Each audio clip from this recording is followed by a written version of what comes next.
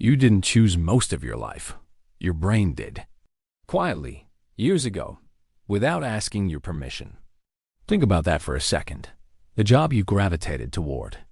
The kind of person you fall for. The way you react when someone goes quiet on you mid-conversation. None of that was random. Somewhere in your past, your brain took notes, and it's been running your life off those notes ever since. Here's the strange part. You feel like you're choosing. Every decision feels fresh, feels like it's coming from you right now, in this moment.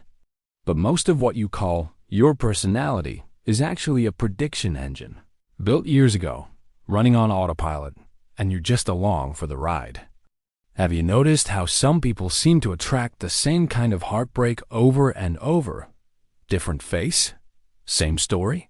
Or how you can walk into a room and instantly like someone before they've said a single word? That's not chance.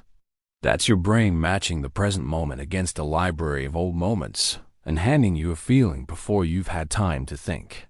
Let's start at the beginning, because this is where it gets interesting. When you were a child, your brain was doing something remarkable. It wasn't just growing. It was building a model of the world, and more specifically, a model of what works and what doesn't work when it comes to getting your needs met. If crying brought comfort, your brain filed that away. If being quiet kept the peace at home, your brain filed that away too. If achievement earned you attention and stillness earned you nothing, guess which one your brain decided to repeat for the rest of your life? This is where psychologists talk about something called attachment. Not just in romantic relationships, but as a blueprint for how safe you expect the world to be. Researchers suggest that these early patterns, formed before you could even talk, shape how you interpret silence from a partner, how you respond to criticism from a boss, even how you feel when someone doesn't text back right away. Your brain isn't reacting to the empty phone screen. It's reacting to every empty moment that came before it. But here's what nobody talks about. You don't remember most of this happening, and that's exactly the point. The brain has a peculiar habit of encoding emotional lessons long before it can encode the memories that explain them. So you grow up carrying a feeling, a hair-trigger sensitivity to being ignored, or a compulsive need to keep everyone happy, without ever being able to point to the exact day it started. It just feels like who you are. It feels like personality. It's not. It's architecture. Now here's where it becomes fascinating. Your amygdala, the small almond-shaped structure buried deep in your brain, is essentially a threat detector. Its job isn't to make you happy. Its job is to keep you alive, and it does that by scanning every new experience for similarities to old, painful ones. The problem is, it's not a very precise instrument. It doesn't distinguish between this person raising their voice is dangerous, and this person raising their voice reminds me of my father raising his voice 15 years ago. To your amygdala, both feel identical. Both trigger the same flood of stress hormones. Both make your heart rate spike before your conscious mind even understands why. So when you overreact to something small, when a slightly short text message ruins your entire afternoon, you're not being irrational. You're being extremely rational, according to a brain that's still running a program written when you were 7 years old. Think about it. How many arguments have you had? Not about what was actually being said, but about what it reminded you of. This is where the prefrontal cortex is supposed to step in. It's the part of your brain responsible for reasoning, for pausing before reacting, for asking, wait, is this really about right now? But here's the catch. The prefrontal cortex develops slowly, doesn't fully mature until your mid-20s, and even in adulthood, it gets overridden the moment the amygdala decides there's a threat. Emotion moves faster than logic. It has to. Evolution rewarded ancestors who reacted first and thought later, because the ones who paused to reason through whether that rustling in the grass was really a predator often didn't get a second chance to learn from the mistake. Which means, in a very real sense, some of your reactions today are inherited survival strategies from a world that no longer exists. misapplied to a coworker's blunt email. But wait, it gets even stranger. Your brain doesn't just react to your past. It actively goes looking for evidence that your past was right. This is called confirmation bias, and it might be one of the most quietly powerful forces shaping your entire life. If you grew up believing people eventually leave, your brain will notice every small sign of distance in a relationship and treat it as proof, while conveniently ignoring the 100 small signs of closeness happening at the same time. It's not lying to you.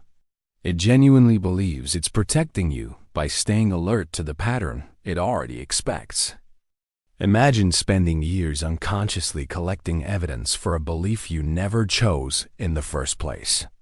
That's not paranoia. That's neurology. Here's what's interesting. This same mechanism is why you might feel oddly comfortable in relationships that are actually bad for you, and oddly anxious in relationships that are actually good for you. Familiar isn't the same as safe. But your brain, especially the older, more primal parts of it, often treats them as identical. If chaos was familiar growing up, calm can feel suspicious, almost like waiting for something to go wrong. People sometimes leave stable relationships, not because something was missing, but because nothing painful was happening, and the brain, confused by the absence of a familiar struggle, mistakes peace for boredom. Let that sit for a moment. Some people don't fear heartbreak. They fear peace, because peace is unfamiliar, and unfamiliar to a threat-detecting brain can feel a lot like danger. Now here's another layer most people never consider. Your brain runs on reward, and it's remarkably indiscriminate about what it decides to reward. Dopamine, that famous chemical everyone associates with pleasure, isn't actually about pleasure at all. It's about anticipation. It spikes not when you get the thing you want, but right before, in the uncertain gap of maybe.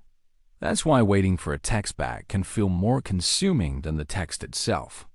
That's why the beginning of a relationship, full of uncertainty, often feels more intense than years into a stable one. Your brain isn't rewarding love. It's rewarding the not knowing. This explains something that confuses a lot of people about themselves. Why they chase people who are inconsistent. Why a partner who's sometimes warm and sometimes distant can feel more magnetic than someone who's simply reliably kind. Psychologists call this intermittent reinforcement, and it's the exact same mechanism that makes slot machines so addictive.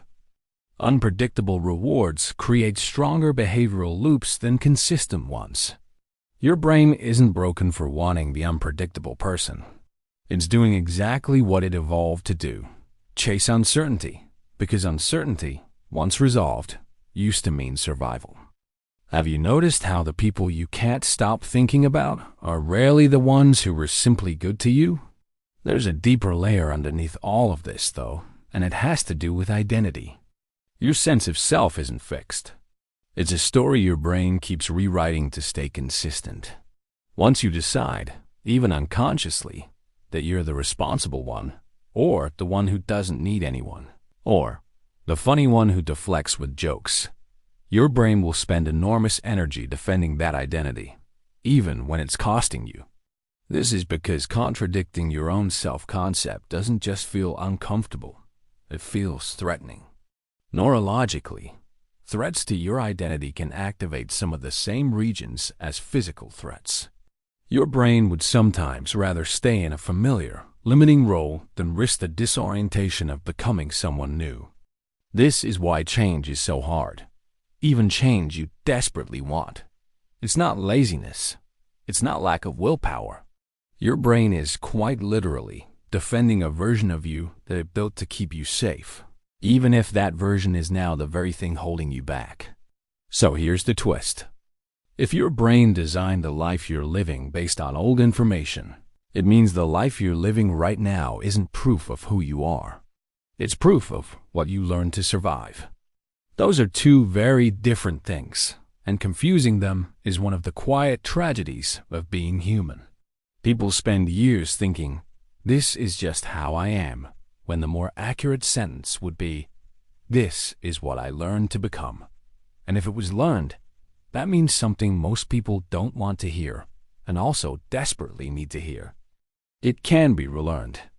Neuroscientists talk about neuroplasticity, the brain's ability to physically reshape itself based on new, repeated experience. It's slower than people want. It's not a single insight or a single good day. It's built the same way the original patterns were built, through repetition, through new evidence, through consistently proving to your own nervous system that the old rule no longer applies. Every time you stay calm in a moment that used to trigger panic, every time you choose peace instead of chasing chaos, every time you let stillness exist without treating it as a warning sign, you're not just having a nice moment. You're quietly editing the architecture. This is the part that should change how you see your entire life.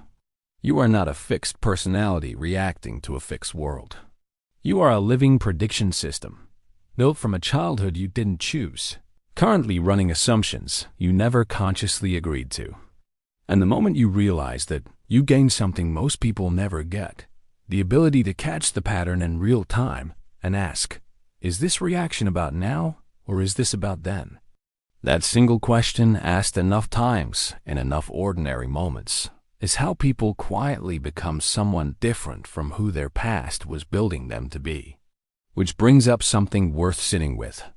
If your reactions to love were shaped by patterns you can't remember forming, what does that mean about the way you choose who you trust?